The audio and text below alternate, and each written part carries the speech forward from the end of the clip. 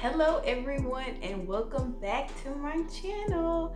It has been a while, I know. So life update. Of course, I haven't done a video in about 5 months since my birthday, but I wanted to come on here and talk about trying to conceive. Me and Chris actually have been trying to have baby number 2 for a little over a year now. And so I know it's a lot, so many females out here struggling with trying to conceive, if it's baby number 1 or baby number 2. And I just want to come on here and of course talk through the things that I am thinking, because I know I'm not the only one. So of course Maverick is 3, he'll be 4 in July. And we finally made the decision that we were going to actually try. So for you guys that don't know, like my birthing story, and I pumped for about 7 months, and the transition to like feel normal again was a little long in my opinion. It could be totally normal or whatever, but I didn't even introduce the idea of having another child until Maverick was probably 2.5, around that time. Then I was like going on 3. Then I was like, oh, okay, I think I'm ready to introduce Mila. That is the name of our little girl that we will have that is not here yet. So I was like, okay, Chris, let's start trying. And I thought that it was going to, Maverick happened within 6 months. So this go round, of course, 6 months came and went, and then a year came and went. So I was talking to my primary doctor and I was like, hey, this is what's going on. Should I be worried? We've been trying for over a year now and Mila not here yet. And she was like, yes, go talk to your OBGYN and just talk about options. And you know, you can be put on medication, and it can be something that's relatively simple before we wait and drag it out too long, and then you have to have like in vitro and all of that stuff. So I was like, okay, that was good. So I scheduled an appointment, and for some reason it was classified like as a specialist appointment, and I had to pay $65, but it's like the payment didn't go through. And then I tried to do it again, and I didn't pay, but I was able to schedule it. But it was right when the ice storm hit, so it automatically canceled the event. So I'm like, okay, God, is it you? And like, am I pregnant? Should I not do this? I wasn't pregnant, so I went ahead and scheduled an appointment with the best doctor of all time, my OBGYN, Dr. Chain. And it was like a 3-week like period until he had his next appointment open. So I went ahead and scheduled it, had the appointment just this last week, and we go in and we're having a conversation. So we're having a conversation, and I was thinking, okay, you're gonna tell me that I've been trying to conceive for a year, so you're gonna put me on medication and that's it. But it's a whole process. So he's like, okay, he's asking me about my history, health history, has anything changed, all of like the semantics.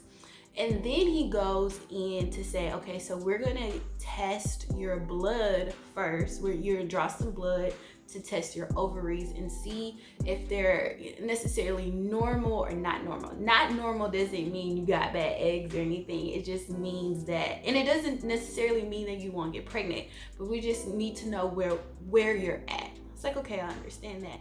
And then he said 40% of conceiving, of course, is on the male. So Chris will need to go ahead and get his semen checked. So it's like, okay, cool.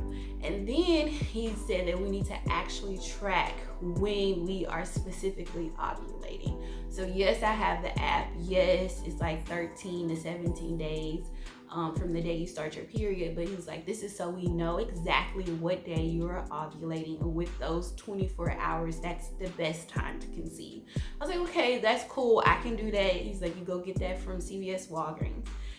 Okay, so next we will have to, again, I don't know the right terminology for it, but essentially, again, this is a really, really good doctor. So he draws and he has his pictures, and he's like explaining everything to me, and sometimes that's like overwhelming. Well, yeah, it's overwhelming. And so he's like, okay, you have a short window to do this test, and it's going to be 5 to 7 days after your period, because it needs to be after your cycle but before you're ovulating, because you could be pregnant.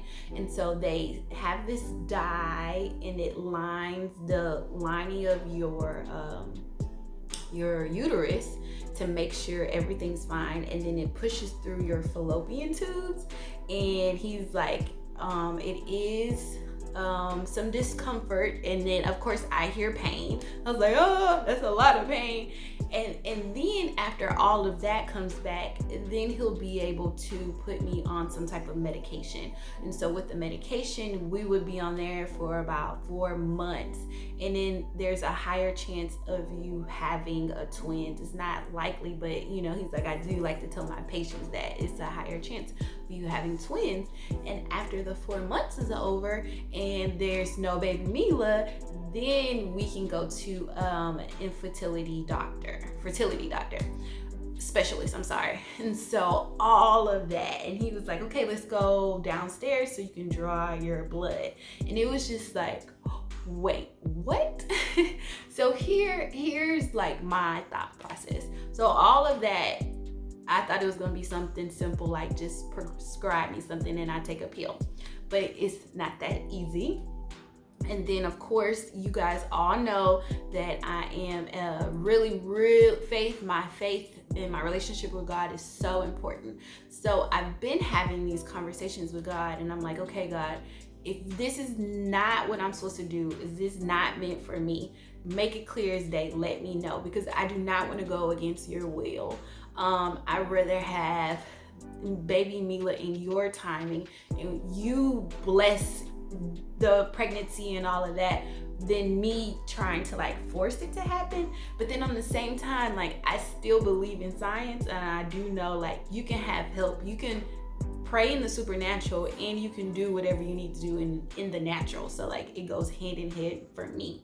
And then entrepreneur life, I'm like, okay, am I trying to put more on me as far as financial right now, before everything kicks off, or even I'm in this state of growth because Vo is doing some major things, and I need to be not coherent, because when I was pregnant with Maverick, I could not remember anything. And it was so funny. My sister was like, well, you just gonna have to record your meetings and re-listen to them after. I was like, yeah, I'll probably have to do that. But these are the things that are going through my mind: financial obligations, business obligations. Am I trying to make my own will, and God is saying, no, this is just not the right time for you? So all these things are going through my head. And then on top of that, very informal conversation I had with my doctor. So I know that there are plenty of females out there going through the same thing that I'm going through. So I definitely had a deep, long prayer with God, and I think I'm going to, of course, track when I'm actually ovulating, but I don't think I'm going to go through all of the steps to be put on medication just yet, because I didn't get a firm confirmation from God. I'm just getting this weight feeling when I was praying and reading my Bible and writing in my journal. So I think I'm gonna go ahead and just take a break and see how things fold. And I asked God, like, if you want me to do this, can you tell me clear as day that I am supposed to go get this help in all of this? So I haven't gotten clear answer yet. So I think I'm gonna go ahead and wait until he's like, yes, it is time. Or we just get pregnant naturally. Chris's stance is, he's having a good time practicing. So we are going to be patient and wait for baby Mila to come in her timing. And I will definitely keep you updated on the journey of trying to conceive. Thank you for watching. Make sure you like, subscribe, all of that good stuff. Bye.